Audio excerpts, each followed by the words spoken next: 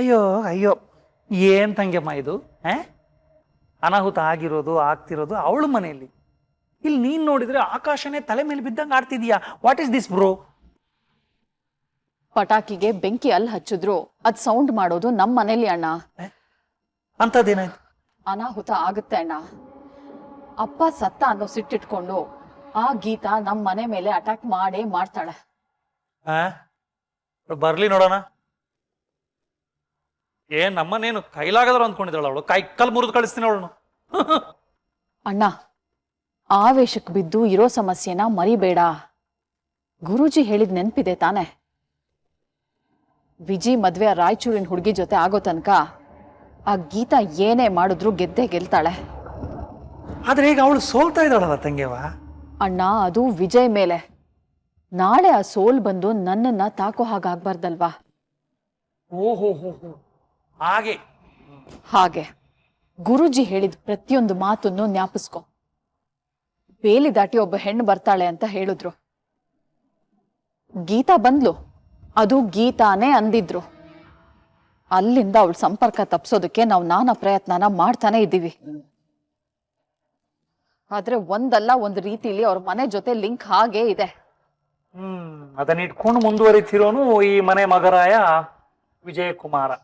ಅದಕ್ಕೆ ಮೊದ್ಲು ಒಂದ್ ದಾರಿ ಗೋಡೆ ಕಟ್ಟಬೇಕು ಅಂದ್ರೆ ವಿಜಯ್ ಮದ್ವೆ ಆ ರಾಯಚೂರಿನ ಹುಡುಗಿ ಜೊತೆ ಆಗ್ಲೇಬೇಕು. ನಾಳೆ ಆಗ್ಬಿಡುತ್ತಲ್ಲ ತಂಗೆವ.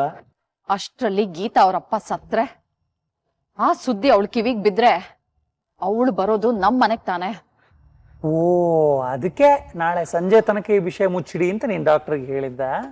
ಈಗ್ಲಾದ್ರೂ ನಿನಗೆ ಅರ್ಥ ಆಯ್ತು ತಾನೆ? ಆ ಗೀತಾ ನಮ್ ಮನೆ ಕಾಲಿಡೋದಕ್ಕೂ ಮುಂಚೆ ವಿಜಿ ಮತ್ತೆ ರಾಯಚೂರಿನ ಹುಡುಗಿ ಮದ್ವೆ ಮುಗ್ದು ಹೋಗಿರ್ಬೇಕು. ಓಹೋ, ಹಾಗಾದ್ರೆ ನಾವೀಗ ಎಚ್ಚರಿಸಬೇಕಾಗಿರೋದು ವಿಜಯ್ನ. ಎಚ್ಚರಿಸ್ತೀನಿ, ಆದ್ರೆ ಅವನು ನೋಡ್ಕೊಳ್ಳೋ ಜವಾಬ್ದಾರಿ ನಿಂದು. ನಾಳೆ ಸಂಜೆ ಮದ್ವೆ ಕಾರ್ಯಕ್ರಮ ಮುಗಿಯೋ ತನಕ ಅವನನ್ನ ಸರಿಯಾಗಿ ನೋಡ್ಕೊಳ್ಳೋ ಜವಾಬ್ದಾರಿ ನಿಂದು. ಡೋಂಟ್ ವರಿ ತಂಗೆವ, ಕಣ್ಣಲ್ಲಿ ಕಣ್ಣಿಟ್ಟು ನೋಡಿಕೊಳ್ತೀನಿ. ವಿಜಿ,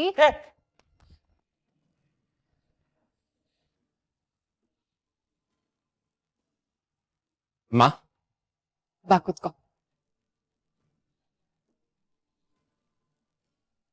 ನಾಳೆ ನಿನ್ ನಿಶ್ಚಿತಾರ್ಥ.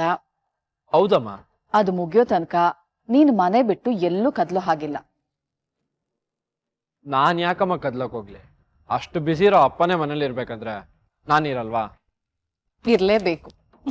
ಫ್ರೆಂಡ್ಸು ಗಿನ್ಸು ಅಂತ ಹೊರಗ್ ಸುತ್ತೋ ಹಾಗಿಲ್ಲ. ಅಕಸ್ಮಾತ್ ನೀನೇನಾದ್ರು ಪಾರ್ಟಿ ಅಂತ ಪ್ಲಾನ್ ಮಾಡಿದ್ರೆ ಇವತ್ತಿನ ಮಟ್ಟಿಗೆ ಕ್ಯಾನ್ಸಲ್ ಮಾಡ್ಕೊ. ನಾಳೆ ರಾತ್ರಿಯಿಂದ ನೀನು ನಿಂಗ್ ಬೇಕಾದಂಗಿರಪ್ಪ. ಅಲ್ಲಿ ತನಕ ಸ್ವಲ್ಪ ಕಂಟ್ರೋಲ್ ಮಾಡ್ಕೊಳ್ಳೋ. ಆಯ್ತು. ನೋಡು ವಿಜಿ, ಹೇಳೋ ಮಾತು ತುಂಬಾ ಗಂಭೀರವಾದ ವಿಷಯ. ಇದ್ರಲ್ಲಿ ಹುಡುಗಾಟಿಕೆ ಬೇಡ, ತಲೆಲಿಟ್ಕೋ. ಇದಕ್ಕೆ ಯಾಕಮ್ಮ ಇಷ್ಟೊಂದು ಸೀರಿಯಸ್ ಆಗಿದ್ಯಾ? ಹೇಯ್, ಸೀರಿಯಸ್ ಅಂತ ಅಲ್ಲ ಕಣೋ. ನಾಳೆ ನಿನ್ ಸಂಸಾರದ ವಿಷಯದಲ್ಲಿ ಯಾವುದೇ ತೊಂದರೆಗಳಾಗಬಾರ್ದು ಅನ್ನೋ ಎಚ್ಚರಿಕೆ ಅಷ್ಟೇ. ತೊಂದರೆ ಕೊಡೋರೆಲ್ಲ ತೊಂದರೆ ಅನ್ಭವಿಸ್ತಾ ಕೂತಿದಾರಮ್ಮ. You don't worry. ನೀನ್ ಹೇಳ್ದಾಗೆ ನಾನೆಲ್ಲೂ ಕದ್ಲಲ್ಲಮ್ಮ.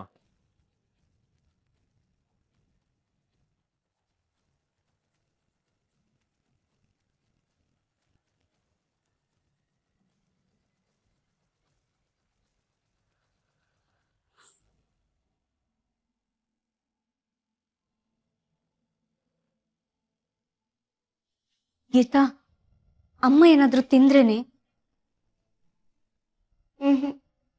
ಏನೂ ತಿಂದಿಲ್ಲ. ಮುಖ ನೋಡಿದ್ರೆ ಕಣ್ಣೀರಾಗ್ತಾರೆ.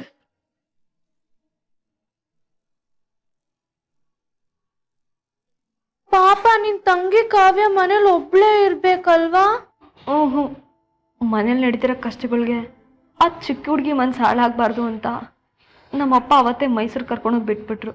ಮತ್ತೆ ಹಾಸ್ಪಿಟಲ್ ದುಡ್ಡೆಲ್ಲ? 10,000 ಕಟ್ಟಿದೀವಿ. ಇನ್ ಯಾವಾಗ ಏನ್ ಕೇಳ್ತಾರೋ ಗೊತ್ತಿಲ್ಲ. ಲೇ, ನೀನೇನಾದ್ರೂ ತಿಂದ್ಯಾನೆ? ಬಾರೆ ಕ್ಯಾಂಟೀನ್ಗೆ ಹೋಗೋಣ. ಬೇಕಾಗಿಲ್ಲ, ಅಪ್ಪಂಗೆ ಪ್ರಜ್ಞೆ ಬಂದ್ರೆ ಸಾಕು, ಮಿಕ್ಕಿರೋ ವಿಷಯ ಆಮೇಲೆ.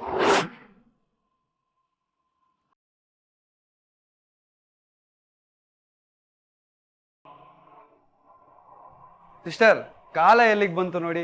ಮೀಟ್ರ್ ನೋಡ್ಕೊಂಡು ಬದುಕಂಗಾಯ್ತು. ಮನೆಯಲ್ಲಿ ಕರೆಂಟ್ ಮೀಟ್ರು, ಓಡಾಡ್ಬೇಕಾದ್ರೆ ಆಟೋ ಮೀಟ್ರು, ಆಸ್ಪತ್ರೆಯಲ್ಲಿ ಈ ಮೀಟ್ರು. ಈ ECG ಮೀಟ್ರ್ ಮೇಲೆ ಕೆಳಗೆ ಹೋಗಿ ಬರ್ತಾ ಇದ್ರೇನೆ ಬದುಕು. ಅದ್ ಮೀಟ್ರ್ ಸಮಾನ ಆದ್ರೆ ಸಾವು. ಒಟ್ನಲ್ಲಿ ಹಾಸ್ಪಿಟ್ಲಿಗಿಂದ ಹೊರಗಡೆ ಇದ್ರೆ ಬದುಕು, ಒಳಗಡೆ ಇದ್ರೆ ಸಾವು.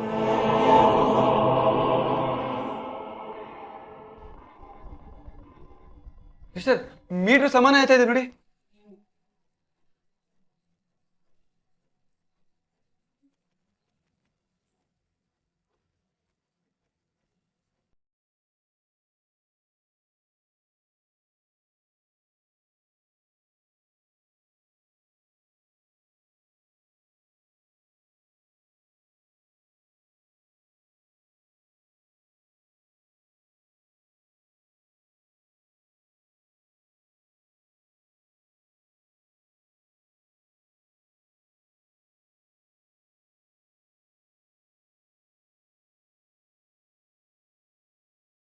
ಏನೇ ಶರಣ್ಯ, ನರ್ಸ್ ಈ ರೀತಿ ಓಡ್ ಬಂದ್ರು?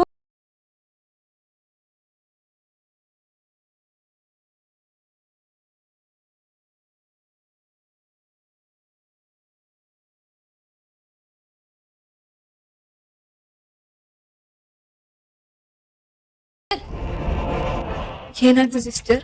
ಏನೇನಾದ್ರೆ ಡಾಕ್ಟರ್ ನೋಡ್ಕೊಂತೀನಿ. ಕುತ್ಕೊಳ್ಳಿ. ಅಲ್ಲಪ್ಪ,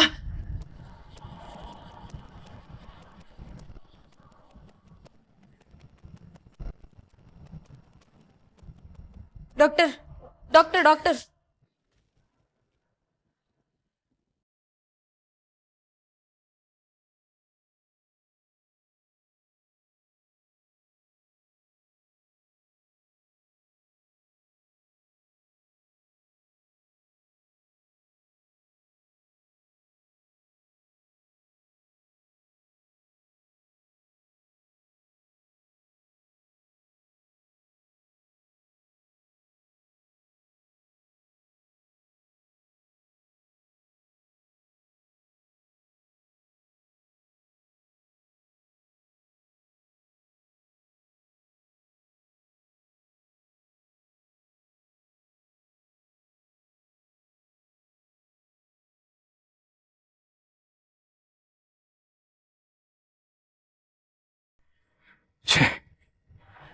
ಕೇಸ್ ಕತೆ ಮುಗಿತು. ಬೆಳಿಗ್ಗೆಯಿಂದ ಇದು 2ನೇ ಸಾವು.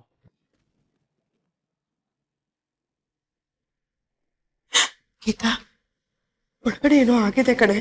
ನೋಡ್ತಲ್ಲ, ಡಾಕ್ಟರ್ಸ್ ಎಲ್ಲ ಹೇಗೆ ದಬ ದಬ ಅಂತ ಹೋಗ್ತಾ ಇದಾರೆ. ನಿಮ್ಮಪ್ಪಂಗೆ ಏನಾದ್ರೂ ಹೆಚ್ಚು ಕಮ್ಮಿ ಆಗಿರುತ್ತಾ?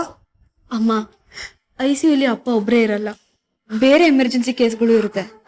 ಅಪ್ಪಂಗೇನು ಆಗಿರಲ್ಲ ಅಮ್ಮ.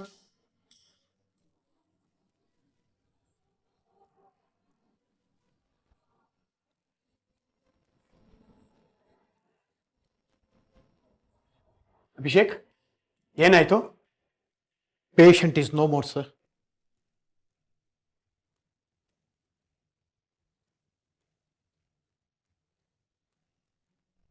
ಬೆಳಿಗ್ಗೆಯಿಂದ ಇದು 2ನೇ ಸಾವು ಸರ್. ಆಸ್ಪತ್ರೆಯಲ್ಲಿ ಆರೋಗ್ಯ ಡಿಸೈಡ್ ಆಗುತ್ತೆ, ಆಯಸ್ ಅಲ್ವಲ್ಲ.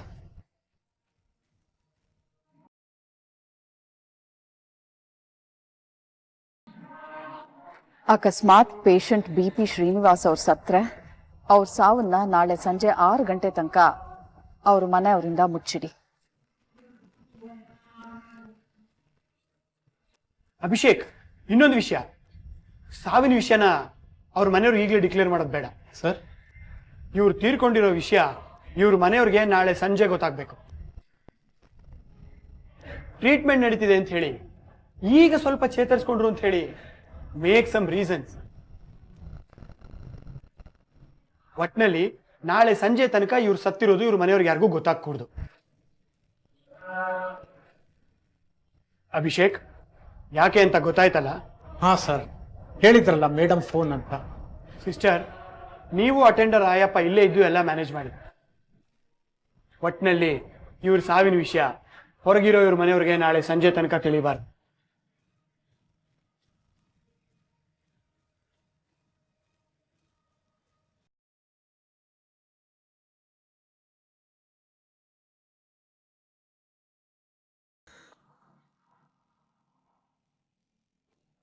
ರೆಡಿನಾ?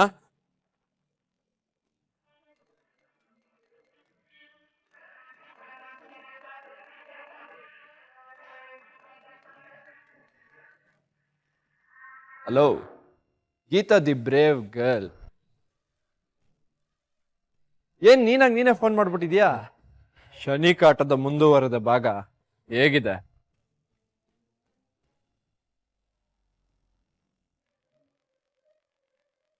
ವಿಲ ವಿಲ ಅಂತ ಒದ್ದಾಡ್ತಿರ್ಬೇಕಲ್ವಾ? ಗೀತಾ, ಮಂಗಳೂರು ಹೋಟ್ಲಲ್ಲಿ ತವಾ ಫ್ರೈ ಅಂತ ಮಾಡ್ತಾರೆ. ಎಂಚಿನ ಮೇಲೆ ಸತ್ತಿರೋ ಮೀನ್ ಬೇಯುತ್ತೆ, ಆದ್ರೆ ನೀನು ಬದುಕಿರೋ ಮೀನು.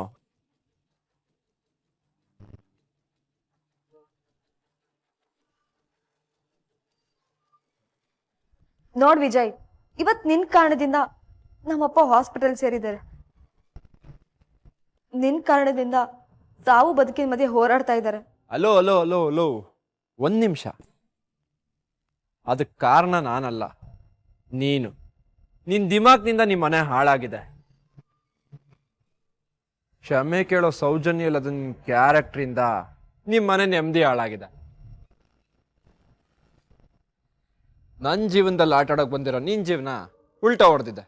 ಅದನ್ನ ನಾನು ಒಪ್ಕೊಂತೀನಿ. ನೀನ್ ಮಾಡಿದ್ದು ನ್ಯಾಯ, ನನಗಾಗಿರೋದು ಗಾಯ.